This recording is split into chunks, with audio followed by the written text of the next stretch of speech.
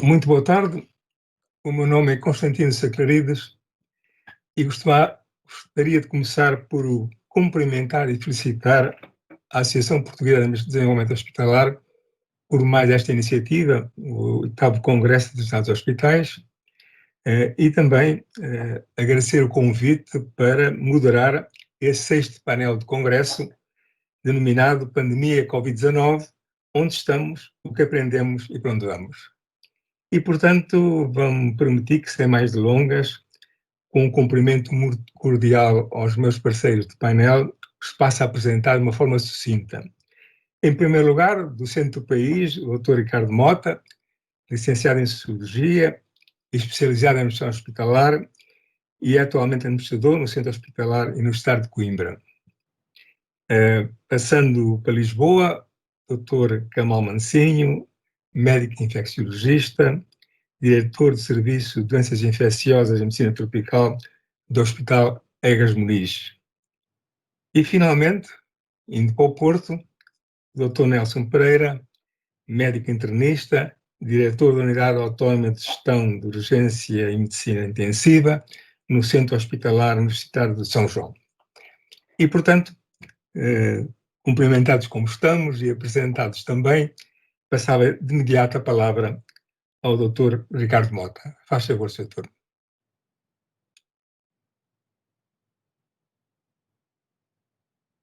Está com o micro desligado.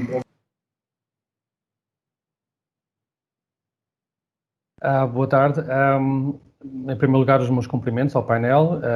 É um privilégio ter como moderador o professor Saclarides, que foi meu professor. E quanto ao desafio que foi colocado, vejo com especial interesse, uma vez que estou cá, presumo, também por ter participado num grupo constituído pela International Hospital Federation para, enfim, analisar o impacto do Covid de per si, mas também naquilo que nos pode trazer para o futuro, nomeadamente para cautelar novas pandemias ou, enfim, catástrofes ou, enfim, cenários igualmente perturbadores da sociedade como tem sido este.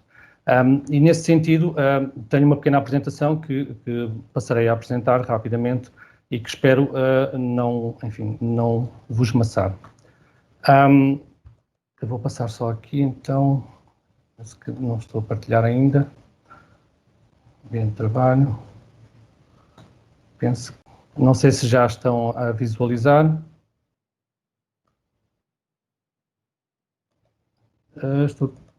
Não sei se estão a conseguir visualizar. Ainda não? Não estou a ter feedback. Ainda não estamos a ver. Estranho. Tenho aqui aberta. Vou tentar outra vez.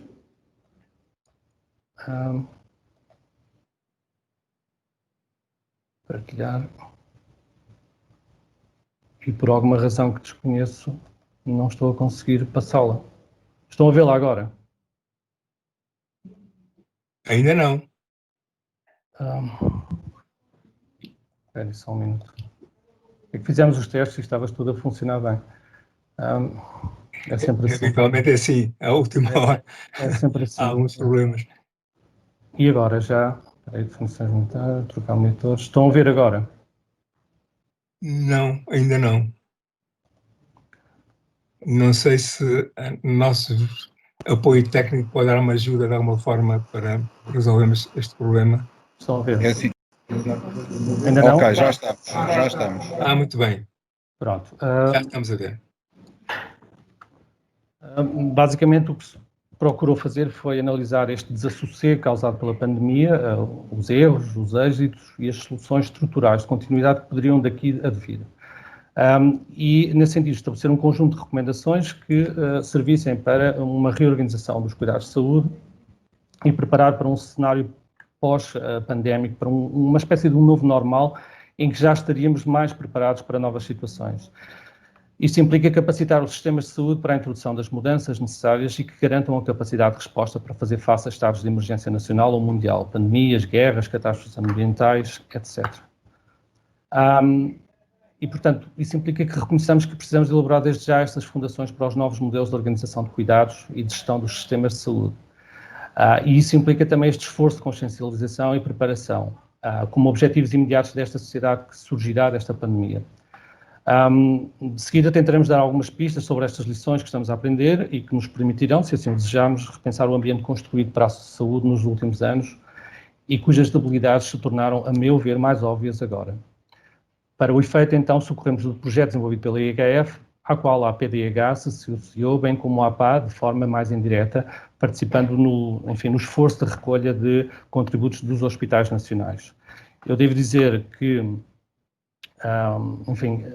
este trabalho, estas ilações que eu tirei são minhas, uma vez que este relatório que está a ser preparado pela APDH, pela IHF, não está concluído. Era suposto estar concluído por esta altura, mas houve imponderáveis e, apesar de termos andado bem com uma série de coisas, nomeadamente com o trabalho de campo de recolha das experiências dos vários países que se associaram, e são muitos, como sabem, a IHF tem filiações por todo o mundo, o relatório não está ainda pronto. E, portanto, o que eu vou dizer são aquilo que eu pude tirar dos projetos, das experiências, das boas práticas que pude eu próprio visualizar, bem como as que consegui sistematizar de uma série de leituras que, pela minha profissão, tive de fazer ao longo deste tempo. Mas, basicamente, o que já foi feito pela HF, eu vou-vos apresentando e depois vou complementando com as minhas próprias opiniões. O trabalho da HF segmentou-se em 3 grandes áreas e foram constituídos 3 grupos de trabalho. Internacionais, multifacetados em termos de valências, desde engenheiros, administradores hospitalares, médicos, enfermeiros, sociólogos, enfim. Foi um trabalho muito interessante de fazer, mas que infelizmente ainda não está concluído. Olhando para o primeiro eixo, que eles consideram a que chamaram pessoas, nós aqui temos 4 áreas essencialmente consideradas. A área de acesso e prestação neste caso, portanto, a primeira área é pessoas e, neste caso, o que é que daqui consideraram eles que deveriam ser focos principais de análise e de conclusões para o futuro. Os cuidados centrados na pessoa, o foco nas competências profissionais, o incremento da mobilidade e do reforço das equipas e a promoção do bem-estar das equipas. E aqui, como o trabalho, digamos, seria muito fastidioso de estar aqui a sistematizar cada uma das experiências, eu falarei quase que por tópicos sobre aquilo que já se foi aprendendo e que certamente estará no próprio relatório. Então, sobre esta primeira área, as ideias principais que foi possível recolher é que é necessário criar e atualizar periodicamente uma base de dados de recursos humanos disponíveis para contratos, chamemos-lhe de crise. Por outro lado, é necessário assegurar urgentemente formação em tecnologias de informação para muitos dos profissionais, desde os enfermeiros, aos médicos, aos próprios administradores, enfim, aos assistentes técnicos que subitamente se viram colocados numa situação de teletrabalho sem perceberem muito bem como é que isto se faz. Em relação aos próprios conselhos de administração e níveis intermédios de gestão, que seria necessário também haver uma formação periódica em gestão de riscos, em gestão de crises, e eu recordo que eu próprio já participei pelo menos uma vez em um simulacro de crise que foi com um algoritmo informático fenomenal e que de facto é algo que deve ser administrado periodicamente aos gestores, às lideranças. O teletrabalho parcial também foi considerado como uma hipótese para o futuro a manter, nomeadamente a colaboração em regime híbrido, com dias em presença física e em dias em presença em sua casa, através do teletrabalho. Nota-se também que a forma e o tom das próprias comunicações tendeu com este período a tornar-se mais informal, mais rápido, mais eficaz, por se dar mais atenção às prioridades e não tanto às formalidades. Notou-se também que se desenvolveu muito a empatia entre lideranças e os próprios funcionários e entre colegas, porque, digamos que as situações dramáticas, mais nos casos do que noutros, desenvolveram um pouco também esta capacidade de empatia que as pessoas têm e que estavam relativamente adormecidas. É necessário também redesenhar os processos de decisão para serem mais rápidos, porque não há muito tempo a esperar quando certas decisões precisam de ser tomadas.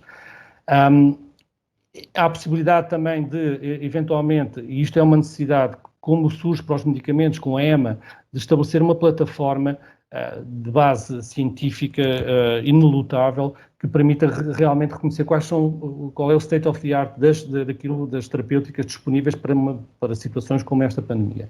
Portanto, este foi o resumo que eu posso fazer muito rapidamente daquilo que é o primeiro tópico que foi abordado. Avançando para a segunda área considerada pela IHF no seu estudo, que tem a ver com o acesso e a prestação de cuidados de saúde. E aqui são 3 eixos que eles consideram como importantes: o regresso à normalidade assistencial, os novos modelos de prestação de cuidados e a reformulação do acesso aos serviços de saúde. E neste campo, os conceitos que vêm mais, digamos, à tona são os da telemedicina e o aproveitamento de uma oportunidade que tem sido perdida ao longo dos anos, nomeadamente no âmbito das teleconsultas, dos sistemas de agendamento remotos, da triagem online de uma série de situações, e que têm de ser definitivamente pegados sob pena de nós, perante novas situações, perdemos muito tempo com coisas que são quase que naturais hoje em dia numa série de outras áreas de atividade nas sociedades. Foi também muito importante ver que há certas ideias que são relativamente simples de implementar e com um impacto muito grande, nomeadamente a questão das farmácias de oficina, por exemplo, que foram usadas como meios de distribuição de medicamentos de assistência obrigatória hospitalar, e que veja-se o caso do meu próprio hospital, com o projeto Farmaciente, em que 5.000 dos 13.000 doentes que são acompanhados em ambulatório beneficiaram deste regime. E, de facto, não tiveram que deslocar-se ao hospital e receberam a sua medicação, que era imprescindível, em casa. Em casa não, através da farmácia. Será também necessário reforçar a capacidade dos hospitais para lidarem em termos de comunicação, porque notou-se em muitas das situações dos vários países que, apesar de haver alguma normalização do acesso, havia muitas faltas porque não havia confiança da parte das populações em que fosse seguro voltar, digamos, a uma consulta ou a um MCDT, e, portanto, é mau para todos, parece-me, mas sobretudo para a saúde das populações. Também foi importante ter, em países com uma diversidade cultural maior, atendimentos telefónicos ou online em diversas línguas, para que as pessoas estrangeiras que não estivessem ainda, ou com muitos turistas, pudessem também facilmente tirar as suas dúvidas sobre o que se estaria a passar na sua situação de saúde. É necessário também criar portais institucionais online que garantam, digamos, a comunicação entre as populações e os serviços de saúde, sem problemas que tenham a ver com a confidencialidade dos dados ou a segurança dos dados que são trocados. Os sistemas de controle de agendamento para evitar as não idas, portanto, as ausências nas consultas, também deveriam ser implementados, e isto é algo que prevalece independentemente do contexto de crise. Passaria agora à terceira aula, e peço desculpa por estar a tentar ser o mais rápido possível, porque tenho o tempo contado, e de facto são muitos tópicos. A terceira área é uma área que me é mais cara, porque tem a ver com a minha área profissional atual. Estou no serviço de aprovisionamento como administrador, e tem a ver então com o abastecimento, a logística e a infraestrutura. E aqui, de facto, também se chegaram a muitas conclusões, nomeadamente a nível da contratação pública e a necessidade de disponibilização dos bens e serviços necessários em tempo, a proteção dos profissionais como um imperativo da operacionalidade de um hospital, de uma estrutura ou de saúde, como um centro de saúde também, ou outras, e a necessidade de gerir o desperdício, digamos, e controlar alguns dos materiais que são mais importantes num contexto como o atual. E falo mais concretamente dos EPIs. E aqui as ideias que foram, enfim, que tiveram mais saliência foram as seguintes. Deve-se ter uma arquitetura hospitalar preparada para este tipo de cenários. E o que é que isso significa?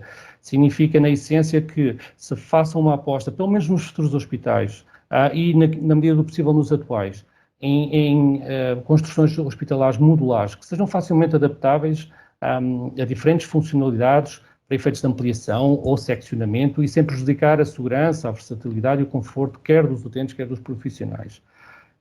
E, portanto, devem ser também equacionadas aquilo que se chamam as áreas buffer, com hipótese, de facto, de abranger rapidamente um conjunto de novas situações, sem pôr em causa a operacionalidade da própria estrutura hospitalar.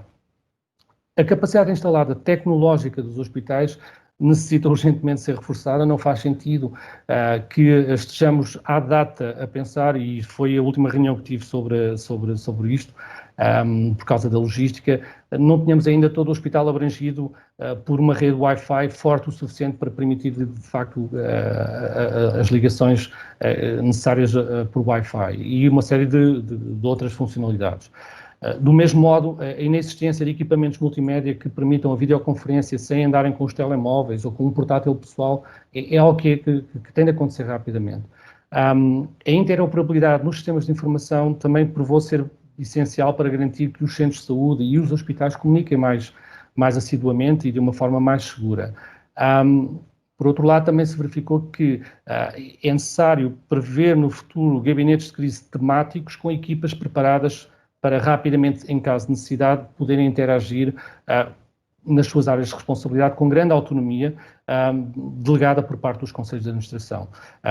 Vem-me à cabeça a área da logística, da gestão de doentes, enfim, um grupo técnico para as doações, que nestes casos surgiram e felizmente, mas que possam atuar pelas suas áreas. Em vez de termos alguém que sabe tudo, temos áreas temáticas bem delineadas e com planos de contingência estabelecidos previamente, porque hoje é o Covid, amanhã poderá ser e será certamente uma nova pandemia que surgirá daqui a uns anos. Notou-se também que a importância do regresso à economia circular, por circunstâncias de falta de materiais, digamos, os habituais, os single use, portanto os dispositivos de uso único, tivemos que começar a adquirir soluções reutilizáveis. E, sendo uma boa surpresa, a aceitação foi boa, mas obriga-nos, de facto, a ponderar outros sistemas que estão associados a isto, nomeadamente a questão das lavanderias hospitalares e do descarte dos próprios materiais para reutilização, a contagem do número de reprocessamentos, etc. Mas há aqui uma excelente oportunidade para o futuro. Percebemos também que é necessário haver, digamos, uma percepção por parte da tutela de que... Desculpe interromper, mas tem mais 2 minutos, está bem? Estou mesmo a acabar, este é o último tópico. Muito bem, obrigado. Estava a dizer que é necessário ter uma base de dados, digamos, daquilo que são produtos estratégicos, de quem os fabrica e ao mesmo tempo pensar no desenvolvimento nacional de alguns destes produtos. E isso é possível uma vez que nós próprios, na área da logística, reparámos que alguns fabricantes nacionais que nunca tiveram prática nesta área começaram a fabricar estes dispositivos e poderão certamente o fazer no futuro, se perceberem o alcance que isto tem e se forem incentivados nesse sentido. Por fim, e para não esgotar o tempo, apenas dizer que, mesmo do ponto de vista do acesso aos hospitais, se considera que há aqui uma oportunidade para reduzir um pouco o excesso de visitas, o excesso de entradas que predominava no passado e que trazia problemas a nível de controle da infecção hospitalar e mesmo do próprio ruído nos hospitais com as visitas sistemáticas e às vezes excessivas de doentes. Eu tentei ser o mais sistemático possível e ficarei por aqui, uma vez que há outros interlocutores que também pretendem falar. Estar aqui convosco e partilhar um pouco daquilo que se vive no terreno e da perspectiva que daqui se tem, deste todo que nos apoquenta nesta situação um pouco vulgar nas nossas vidas. Cumprimentar o professor Saclarides, é uma honra partilhar este painel com o professor. Cumprimentar os meus colegas de sessão, o Dr. Ricardo Mota e o Dr. Camal Mancinho. E cumprimentar naturalmente todos os que nos ouvem e que tiraram um pouco do seu tempo para nos ouvirem numa altura em que certamente o tempo escasseia. A proposta de reflexão é onde estamos, o que aprendemos e para onde vamos, e obviamente temos que começar pelo diagnóstico para depois pensarmos naquilo que poderá ser o tratamento. E onde é que nós estamos? Onde é que nós estamos? Estamos claramente no pico desta pandemia, nesta segunda vaga da pandemia. Aqui, a norte, como disse o professor, estamos claramente na zona mais afetada. não só na zona mais afetada de Portugal, mas segundo os últimos dados do ECDC, na verdade, numa das zonas mais afetadas de toda a Europa, com o maior número de casos ativos por 100 mil habitantes. Estamos numa fase de média semanal de 6 mil novos casos diários por dia, felizmente já em desaceleração e com alguma diminuição nos últimos dias, mas estamos, claramente, ainda hoje batemos o número de casos, o número de doentes internados em cuidados intensivos, e são eles 526, com uma ligeira diminuição no máximo dos internamentos, que já foi 3.275. Uma pressão sobre o internamento e sobre os cuidados intensivos que se mantém, é natural que assim seja, estamos ainda numa fase, como disse, de desaceleração e início de queda do número de novos casos diários, e o que preocupa nesta fase ainda é um shift dos doentes que nos entram pelo hospital em termos da faixa etária que está mais, das faixas etárias que estão mais afetadas. Se em outubro a população mais jovem era claramente a mais afetada, tínhamos 50% de doentes com menos de 40 anos, no mês de novembro já estamos apenas com 38%, e passamos de 20% de doentes com mais de 60 anos para 30% neste mês de novembro. Ora, para responder a isto, obviamente, exige-se uma profunda modificação na resposta hospitalar, e apenas alguns números para contextualização. Refiro-me particularmente aos cuidados intensivos, que são neste momento a maior pressão que o hospital sofre. Normalmente temos 88 camas de cuidados intensivos, e neste momento tivemos que crescer para 146% da oferta para ser capazes de responder a estas necessidades. E mais ainda, neste momento, 62,5% das camas de cuidados intensivos são camas dedicadas a Covid. Tivemos, há um par de dias, 21 doentes em ECMO. É um número brutal do ponto de vista de um único centro de referência ECMO. Estamos com cerca de 20% das nossas camas dedicadas a doentes Covid, e só não temos mais porque tem havido um enorme esforço de articulação com sistemas de retaguarda, com hospitais de segunda linha que nos têm recebido alguns doentes, porque, felizmente, os critérios de cessação de isolamento nos permitiram libertar algumas dessas camas, e porque um fantástico trabalho das nossas equipas permitiu que a demora média da primeira vaga para a segunda tenha decrescido cerca de 50%. Estamos com imensas fragilidades à vista, fragilidades nos nossos serviços de urgência, que cronicamente sofriam de dificuldades em termos de espaço, de organização, de qualificação de profissionais. Estamos com imensas fragilidades ao nível dos cuidados intensivos. Sabíamos que tínhamos um rácio de camas de cuidados intensivos por 100 mil habitantes na cauda da Europa. Tivemos que fazer aqui também um enorme esforço, e continua esse esforço.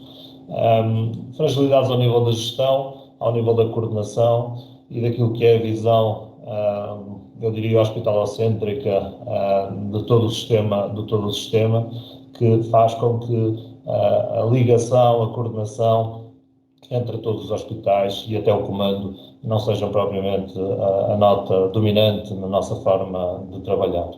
Fragilidades ao nível dos lares de terceira idade, onde obviamente há problemas de qualificação, de nível de cuidados prestados, de certificação e de fiscalização. Fragilidades imensas ao nível dos cuidados, ao nível da acessibilidade dos doentes aos cuidados. São notórias as dificuldades em manter a atividade hospitalar programada, ao nível dos cuidados, das consultas efetuadas e das cirurgias efetuadas, mas também há alguma perplexidade que pode surgir quando olhamos de forma menos atenta para estes números. Para lhes dar uma ideia, no Hospital de São João, números agregados a outubro, temos uma diminuição de 4,39% das consultas efetuadas e 8,52% das cirurgias efetuadas. Não obstante um enorme esforço de recuperação das listas de espera, que foi feito durante o verão. Mas, na verdade, e apesar desta diminuição do número de consultas e de cirurgias, a verdade é que o número de pedidos em leque diminuiu 46%,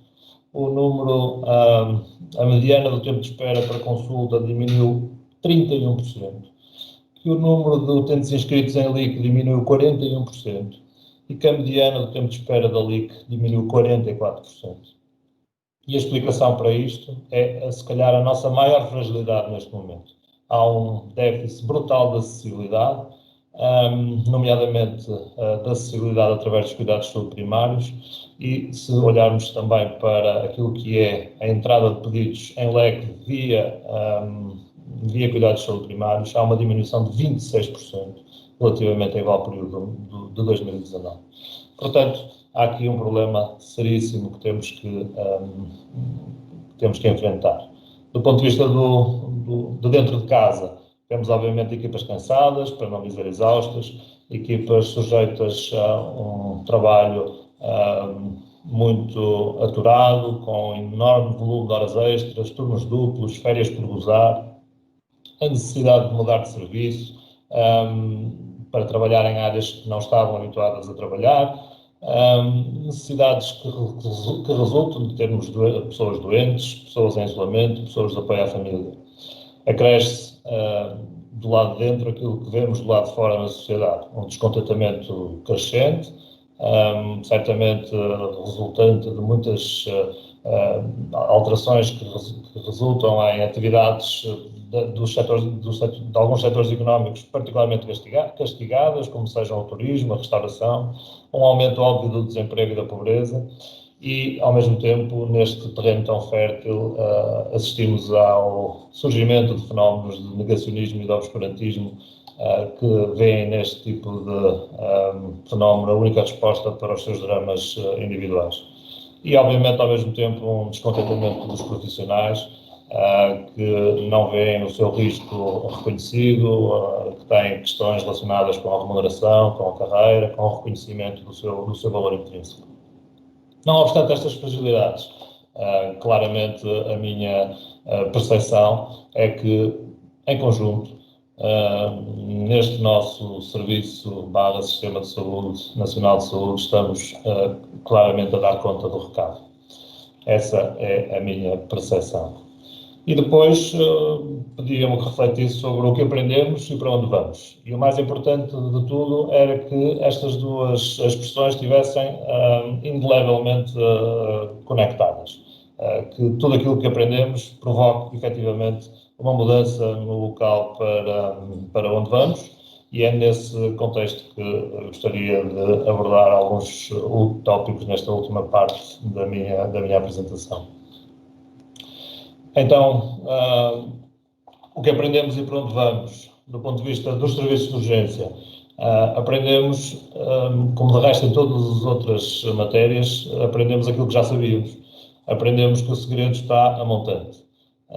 A montante dos serviços de urgência, a montante dos serviços de saúde. Nesta pandemia, a única forma que tivemos de interromper a provável disrupção foi bloquear a doença, a montante dos serviços de saúde e, portanto, diminuir a procura. Na nossa habitual organização, em termos de rede de urgência, também aí está o segredo. Temos que diminuir a montante os recursos aos serviços de urgência daqueles doentes que, de facto, não deveriam estar nos serviços de urgência. É fundamental que reflitamos sobre a necessidade de que os doentes que vêm ao serviço de urgência estejam referenciados por uma das três entidades que têm essa capacidade. Os cuidados de saúde primários, o SNS 24 e o INEM. Reconhecemos que precisamos de melhores condições físicas. Felizmente, embora a pressão, sucedem-se as intervenções de remodelação dos serviços de urgência deste país. Temos claramente diagnosticado algo que também já sabíamos, que o trabalho nos serviços de urgência é especialmente penoso e com um risco, obviamente, acrescido, e também que precisamos de mais qualificação para as pessoas que neles trabalham. Neste tópico não gostaria de deixar de referir a necessidade de enfrentarmos de forma séria, serena e tranquila a criação da especialidade de medicina de urgência, que está neste momento em apreciação no seio da Ordem dos Médicos. A consciência de que o serviço de urgência é um local de diagnóstico e estabilização dos doentes e, portanto, um local de passagem e não um local de estacionamento nem de internamento. Vimos muitas dificuldades em hospitais que têm um modelo de trabalho que faz com que os doentes permaneçam vários dias no serviço de urgência. Ao nível da medicina intensiva, a necessidade óbvia de crescer em termos de camas, já sabíamos que tínhamos um rácio baixo, já sabíamos que precisávamos de caminhar no sentido do incremento dessas camas e do incremento dos profissionais. Agora os primeiros passos vão sendo dados e acredito que seja possível melhorar todos estes patamares deficitários em que nos encontramos. É sem dúvida também necessário manter algum acompanhamento no âmbito da medicina intensiva, no sentido de que estamos perante uma especialidade enquanto tal nova, que vai dar os primeiros especialistas no próximo ano, à sociedade em geral e à medicina, e, portanto, é fundamental que também se acompanhe com alguma de perto esta questão.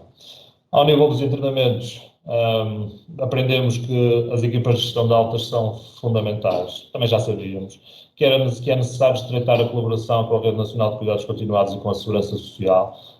Felizmente foi possível, com toda esta pressão, resolver problemas que tínhamos, alguns com anos de permanência no hospital e, portanto, a necessidade de mais e melhor retaguarda para os nossos serviços de internamento são uma das aprendizagens que já conhecíamos, mas que agora importa tornar ainda mais visíveis. Também já sabíamos que a hospitalização domiciliar era um caminho e aqui veio mais uma vez a demonstrar que tem um papel fundamental na gestão moderna da medicina. Vimos que há, e aprendemos que há fragilidades ao nível da gestão do doente.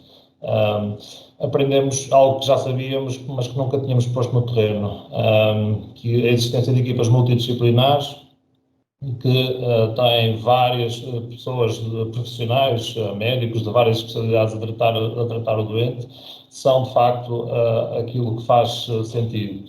A gestão do doente internado, centrado no próprio doente e não na patologia, é de facto o caminho. Se dúvidas houvesse, a prática destes últimos meses veio-nos demonstrar isso mesmo e torna para mim, enquanto internista, claro que a medicina interna tem aqui um papel fundamental de provedor do doente e que é, sem dúvida, o centro daquilo que deve ser a gestão integrada de um doente em regime de internamento. Aprendemos também que precisamos de muito mais camas de cuidados intermédios, muito mais mesmo do que aquelas que temos, também já sabíamos, mas a crueza dos números vem-nos lembrar no dia-a-dia exatamente isto. Ao nível da gestão hospitalar, aprendemos mais uma vez aquilo que já sabíamos, que é fundamental que haja mais autonomia para contratar, autonomia para adquirir, mas obviamente não sem menos responsabilidade. E aqui, obviamente, mais uma perplexidade, é que mesmo sem autonomia, vimos alguns exemplos em que nem sempre os exercícios de gestão foram os mais adequados e, portanto, obviamente esta maior autonomia tem que sempre estar associada à responsabilização e a responsabilização tem que estar, obviamente, associada à competência, caso contrário, não chegaremos a lado nenhum. Aprendemos que é preciso maior coordenação. É preciso maior coordenação, os hospitais têm que deixar de ser ilhas de produtividade. A lógica da produtividade pura e dura funciona se estivermos numa situação normal, mas se estivermos em crise, como estamos atualmente, deixa de fazer sentido.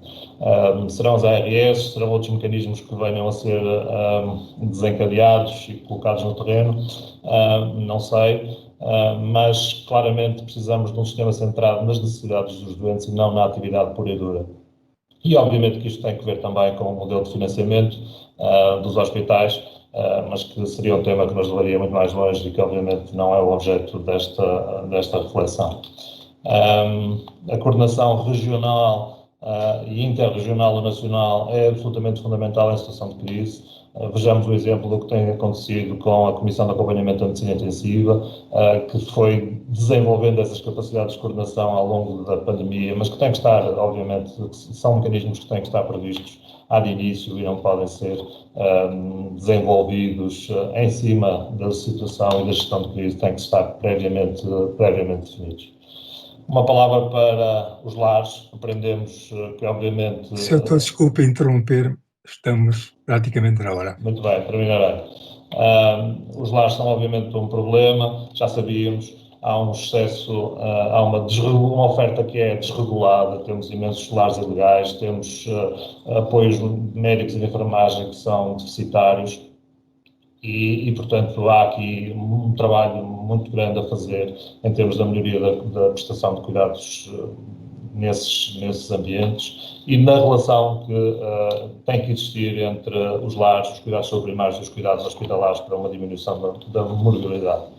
Finalmente, em 10 segundos, os cuidados sobreprimários. Aprendemos tudo o que já sabíamos, que são demasiado burocratizados, tem uma medicalização excessiva que temos em cima dos médicos, muitas coisas, muitas tarefas que poderiam ser asseguradas por outro tipo de técnicos de saúde e que às vezes perdemos o foco. É necessário inverter muito rapidamente esta situação deste brutal déficit de acessibilidade que neste momento existe. Que fique claro que isto não é um ataque à medicina geral e familiar, que tem feito um trabalho muito meritório e extenuante, mas é antes uma constatação de um efeito lateral desta pandemia que tem claramente que levar a uma mudança terapêutica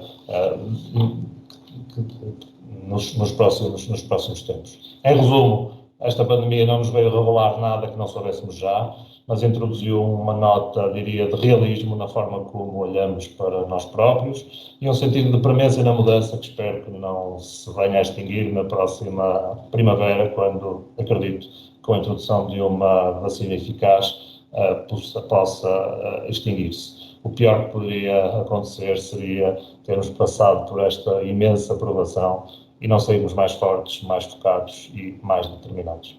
Muito obrigado.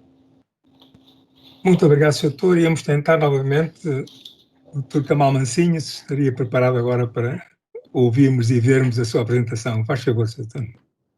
Muito boa tarde, espero que estejam a ouvir-me. Eu pedia que colocassem o primeiro diapositivo, se faz favor.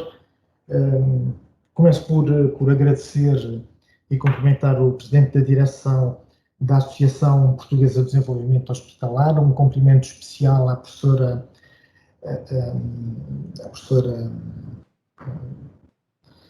Ana Escoval pela gentileza do convite. É um privilégio participar nesta sessão moderada por si, Sr. Professor Constantino Sá Clarides, e cumprimentar os meus colegas de painel.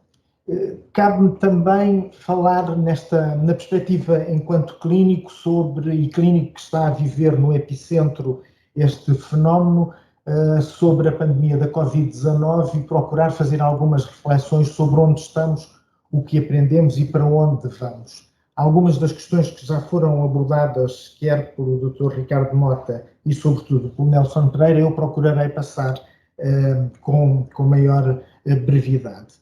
Eu, com este primeiro diapositivo, gostaria de referir que nós estamos no olho do furacão neste momento, para quem vive nos serviços a prestar assistência. Vá clicando que eu tenho, se faz favor, o primeiro texto, exatamente.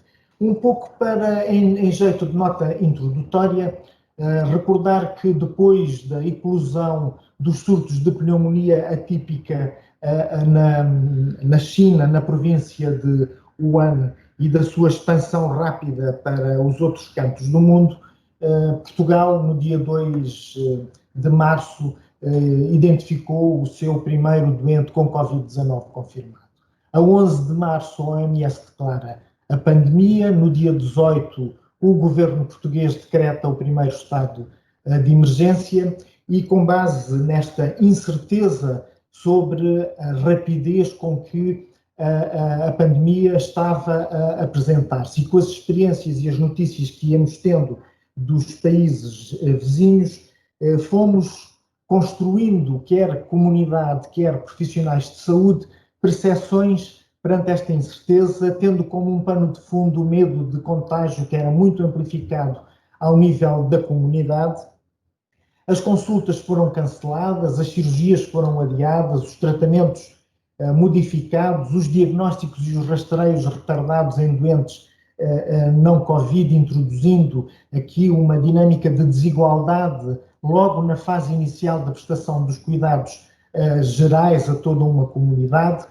No entanto, a experiência acumulada nestes 9 primeiros meses de pandemia tem-nos permitido, apesar de tudo, olhar para esta nova vaga com menor intranquilidade, uma preparação um pouco mais articulada, o que é importante na fase da pandemia em que estamos. Pode continuar com o seguinte, se faz favor. Afinal, o que nós podemos perguntar agora em novembro é o que é diferente entre hoje, nestes últimos meses desta segunda vaga, ou nestes primeiros meses desta segunda vaga e nos meses iniciais da pandemia. Sabemos que temos testes de diagnósticos mais fiáveis, embora ainda imperfeitos quando pretendemos fazer diagnósticos com maior detalhe. Aprendemos mesmo assim a interpretar melhor o significado clínico dos testes e a sua aplicação operativa, e quando falo na aplicação operativa, falo sobretudo na aplicação dos resultados destes testes na saúde ocupacional, o que levanta alguns problemas e dificuldades de interpretação. Ainda assim, apesar de toda esta evolução e experiência acumulada que temos, todos, e foi notório nas comunicações dos meus colegas, transportamos o peso de equipas de trabalho insuficientes e exaustas para podermos garantir a continuidade dos cuidados dos doentes em seguimento. As consequências da prestação de cuidados à distância, nós não estamos a fazer telemedicina no seu verdadeiro sentido. A alocação e a definição clara da logística e dos recursos humanos para atuar em rede, melhorar a eficiência da resposta à pandemia em curso, preparar futuras vagas que esta ou futuras pandemias nos reservam. O seguinte, se faz favor. E, continuando ainda nesta senda, estamos efetivamente no olho do furacão da pandemia, que é provocada por este novo beta-coronavírus, designado por SARS-CoV-2, e que nos recorda em cada momento da nossa atuação quão impreparados estamos. Não estou a falar apenas de Portugal, estou a falar dos sistemas de saúde mundiais, incluindo-nos neles, para detectar precocemente e responder adequadamente às doenças infecciosas emergentes com um potencial epidémico ou pandémico. Estamos simultaneamente a navegar para maximizar a resposta à Covid-19, para proteger vidas, para restaurar os meios de subsistência e restabelecer uma certa normalidade, e fazendo investimentos inteligentes que permitam fortalecer o sistema de saúde para diminuir o risco do impacto atual e de futuras epidemias e pandemias com as quais nos venhamos a confrontar. Procuramos interromper, atenuar ou limitar a propagação acelerada da SARS-CoV-2 no nosso país e tentamos reduzir os efeitos adversos da pandemia sobre as infraestruturas existentes, sobre a economia e sobre a erosão social. Um pouco em jeito de complementando aquilo que já foi falado acerca dos casos em Portugal, apenas frisar-vos que, particularmente, eu não sei se estão a ver o meu ponteiro, mas eu estou a apontar a partir de setembro, particularmente a partir de setembro, que é aquilo que nos interessa avaliar nesta fase. Nós entramos numa fase novamente de aparecimento de casos em patamar ascendente. Foram tomadas algumas medidas e estamos em estado de emergência a partir dos primeiros dias de novembro. No entanto, aquilo que gostaria de realçar é que a grande questão que se nos coloca ainda nesta fase da evolução da segunda vaga é que mantemos um RT superior a 1, que é persistentemente superior a 1 nestes últimos quase 3 meses, variando entre 1.02 e 1.7 e dando origem a cerca de 1.500 novas infecções em média por dia. O seguinte, se faz favor. Já foi referido aqui, penso que pelo Dr. Ricardo Mota, ou então pelo Nelson Pereira, não estou seguro, apenas para vos lembrar que dos 270 mil casos notificados até anteontem, cerca de 97% estão distribuídos por estas 4 regiões de saúde de Portugal, a ARS Norte, Lisboa, Vale do Tejo, Centro e Alentejo. A questão da idade também já aqui foi referida, não me vou deter nela, apenas chamar a atenção exatamente para esta deslocação e também para o que significa hoje, apesar de ter menor expressão, o grupo etário a partir dos 65 anos. A seguir, se faz favor, um pouco para referir que, ainda que haja alguma deslocação no sentido das idades mais novas, este é o grupo com maior taxa de letalidade quando analisamos o universo dos doentes afetados. Ainda que a nossa letalidade seja baixa, esta é a discussão mais importante que se nos vai colocar relativamente às próximas etapas, particularmente em relação à definição dos critérios, dos cuidados que temos que prestar, especificamente orientados para este grupo etário como sendo prioritários e à vacina. A seguir, faz favor.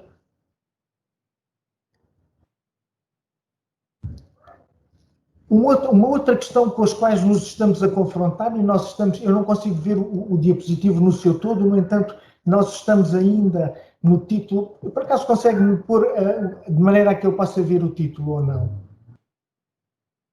Não, ok. Estamos a falar da questão do que se sobrepõe neste momento relativamente à gestão da doença associada à Covid, que é esta combinação entre Covid e a gripe, porque estamos a entrar na estação da gripe.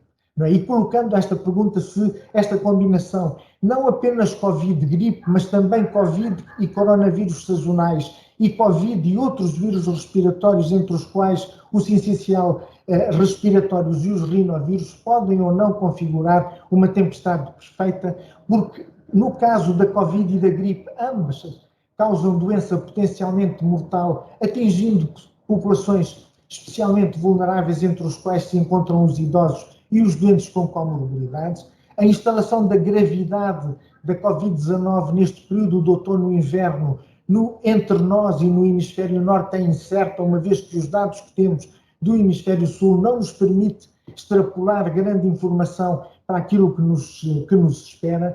A co-infecção Covid-19 e gripe deixa-nos algumas perguntas em aberto, mesmo olhando para os dados que ocorreram no hemisfério sul, se há um risco de amplificação de ambas as doenças ou de qualquer delas, ou se há algum aumento de excreção viral, quer no caso de aumento ou prolongamento da excreção viral, o que nos coloca também questões do ponto de vista da transmissibilidade. Temos incertezas sobre o significado da presença de anticorpos, o nível e a durabilidade de proteção. O inquérito serológico nacional publicado em agosto, mostra-nos uma seroprevalência global de 2,9% e ela reportava-se a um universo da população de soros escolhidos, algures entre maio e julho. A extensão da imunidade, a duração e a eventual cinética da atenuação dos anticorpos seriam informações adicionais e serão informações adicionais importantes num próximo inquérito serológico tendo em conta a atual realidade e a evolução que a pandemia teve. O seguinte, se faz favor. Também em relação à origem dos coronavírus, eu penso que estamos no capítulo de o que aprendemos. Eu tenho mudado no título a cor do momento em que nós estamos, eu não vejo aqui, mas quando estamos, penso que no capítulo de o que aprendemos sobre a origem dos coronavírus, que há uma periodicidade à qual nós precisamos de prestar atenção, uma periodicidade que se aproxima dos 10 anos entre a SARS-CoV-1 e a SARS-CoV-2. Conhecemos o reservatório selvático comum, mas no caso concreto da SARS-CoV-2 ainda não sabemos qual é o reservatório amplificador desta infecção e o que faz a ponte com a espécie humana, o que pode ter implicações importantes em relação ao futuro, e a vigilância dos coronavírus deverá ser um ponto muito importante, não apenas do ponto de vista da vigilância da emergência de novos coronavírus, mas também do ponto de vista da imunidade cruzada com os coronavírus e com a SARS-CoV-2, e estou a pensar especificamente nos beta-coronavírus que estes vírus podem conferir. O seguinte, se faz favor. O seguinte. Ok? Eu penso que ainda estamos no domínio do que aprendemos. Pode-me colocar o diapositivo seguinte. A propósito destas vias potenciais de transmissão, chamaria a atenção... Desculpa interromper. Um minuto. Ok. Chamaria a atenção para os sinais de alerta que foram negligenciados no passado, isto é, esta transmissão zoonótica representa 60% dos novos vírus que emergiram nestes últimos 30 anos. Tivemos esta plétora de vírus ao longo do século XX e do século XXI, nenhuma delas, apesar do seu impacto, quer comunitário, quer sobre os sistemas de saúde, desencadeou processos de fortalecimento das infraestruturas de saúde de maneira a que fossem duradouras e que permitissem um acrescento do ponto de vista da nossa preparação no confronto com a atual pandemia. O seguinte, se faz favor. A questão das decisões de isolar e retestar doentes após um primeiro teste negativo, no caso da SARS-CoV-2, constitui uma questão que está colocada na mesa porque esta prolonga internamentos, prolonga situações de quarentena, dificulta a drenagem das pessoas dos estabelecimentos hospitalares para outros estabelecimentos que recebem estes doentes. O seguinte, se faz favor. A questão que também há bocado foi abordada, que é o impacto que a SARS-CoV-2 está a ter sobre as outras patologias, e eu tomei como exemplo o cancro, e veja-se, por exemplo, que a co-infecção ou a infecção simultânea entre os doentes com cancro que estão representados a azul e os doentes sem cancro representados a azul e doentes com cancro representados a amarelo, revela-nos que o risco de morte é muito superior nos doentes com cancro, é muito superior o risco de o risco de internamento em cuidados intensivos. Eu não consigo ver o odds ratio de cada um deles neste momento por aqui. O risco dos doentes com cancro apresentarem um sintoma crítico é muito maior do que o dos doentes sem cancro, e de serem ventilados também é superior ao dos doentes sem cancro obtidos a partir desta amostra de 536 doentes que foram retirados a partir de 14 hospitais da província do Hubei. O seguinte,